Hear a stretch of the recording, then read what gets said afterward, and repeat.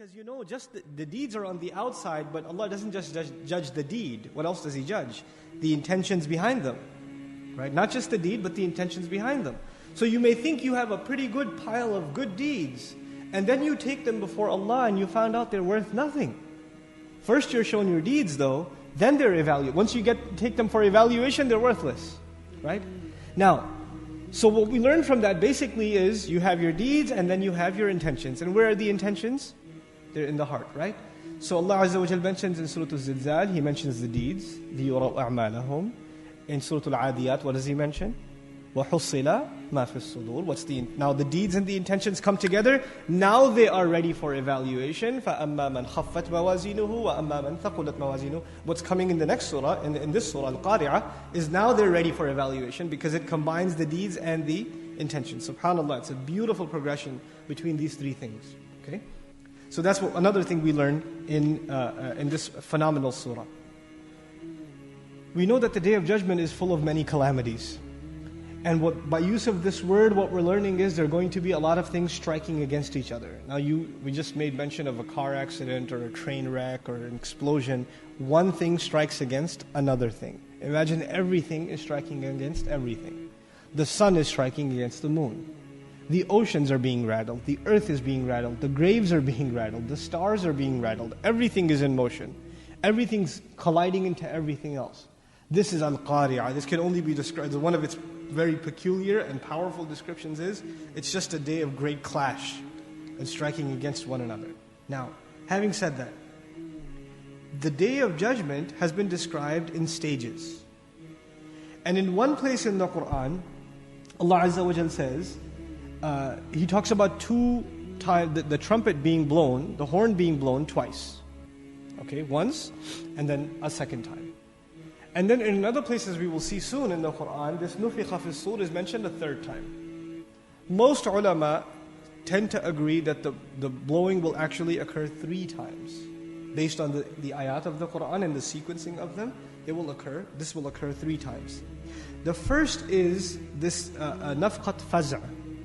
In other words, when Allah Azza wa Jal commands the horn to be blown, there will be terror widespread on the earth. There will be absolute terror on the earth. And by this time, all the believers' souls are gone. And when it's blown, then, there's all this chaos and calamity. Wild animals are being herded together. And all this stuff is happening. Then another time, and when this time it's blown, death. فَصَعِقَ. Everybody just collapses and falls apart. Everything dies immediately. Then we don't know how much time in between the two, but then there's a third, and when this one's blown, what happens? Everybody comes back to life. And most mufassirun comment that this qari'ah, this rattling noise that's being referred to here, which is another terminology for nafkhatus sur, this is referring to the third, when we come out of our graves. That final one, that's what's being referred to. Why did this say it's the final one? Because in this surah, we get right to the judgment. And how can you get to the judgment unless it's the third one? Because the first one doesn't lead to judgment. The first one leads to the second to the third, and the third one to judgment. So because of that, most mufassirun comment that this is referring to that third one. By the way, other places, let's make quick reference, inshallah, at least. The blowing of the trumpet or the horn, where there's going to be absolute terror, is defined, for example, in the beginning of Surah Al-Hajj. Allah says, Ya ayyuhan nasu attaqu rabbakum inna zalzalata as-sa'ati shay'un 'azim. Have fearful consciousness of your master. No doubt the earthquake of that day is a huge and enormous thing. يَوْمَ تَرَوْنَهَا تَذْهَلُ كُلُّ مُرْضِعَةٍ عَمَّا أَرْضَعَتْ. The day on which you will see every breastfeeding mother, animal and human being, will drop whatever she used to feed. Allah didn't even say she'll drop her child. He'll say whatever, as though she doesn't even remember what that is. وَتَضَعُ كُلُّ ذَاتِ حَمْلٍ حَمْلَهَا. And every carrier, meaning every pregnant animal and human being, will drop whatever they were carrying. They'll just go into labor and deliver immediately out of shock. وَتَرَى النَّاسَ سُكَارَى. And you will see people drunk. وَمَا هُمْ بِسُكَارَى. And they're not drunk at all. You know when somebody's drunk, they're kind of like shaking around, moving around like this. They can't stand straight. The earth will be shaking so much that they can't stand straight. Right? That's what you're going to see them. So this is the first one, where this terror is widespread on the earth. Then we find, in regards to as-sa'iq, we find وَنُفِخَ فِي الصُّورِ فَصَعِقَ مَنْ فِي السَّمَاوَاتِ وَمَنْ فِي الْأَرْضِ إِلَّا مَنْ شَاءَ اللَّهُ.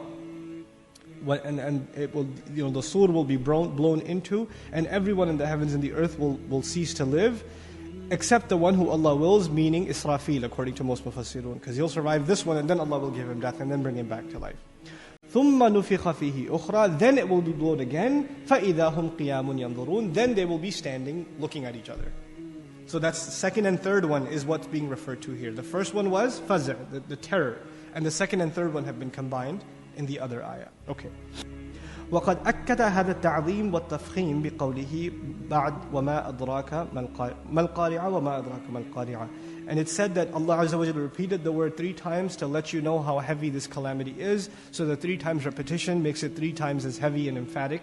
The ta'zim to make it grand, at-tafkhim to make it heavier and to make it scarier.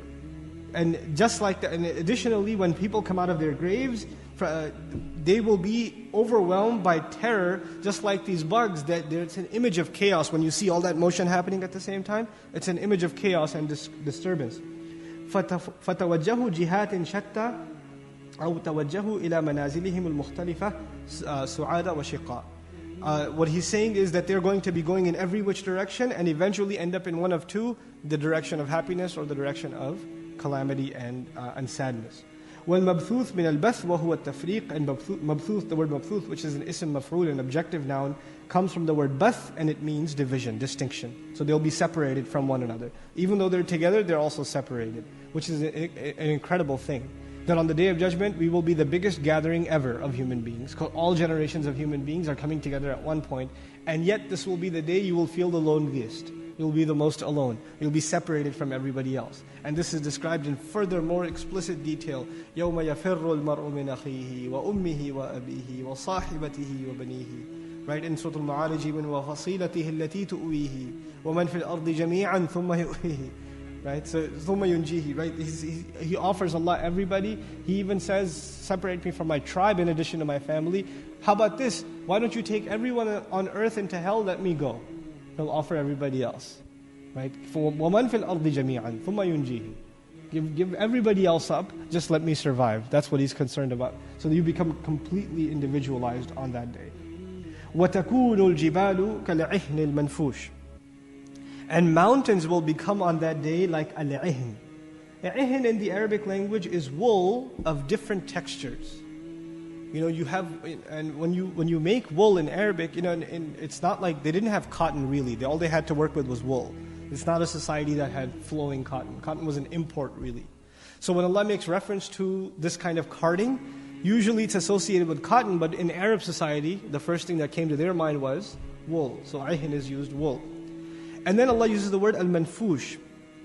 The word nafasha in Arabic is to card and scrape into fine lines. When you card and scrape the wool, it becomes fine fibers, and then they're brought together and intertwined. And al-'ihn is used for wool that is of multiple textures. And when you're carding, you know what happens? These really fine fibers, they start flying up into the air.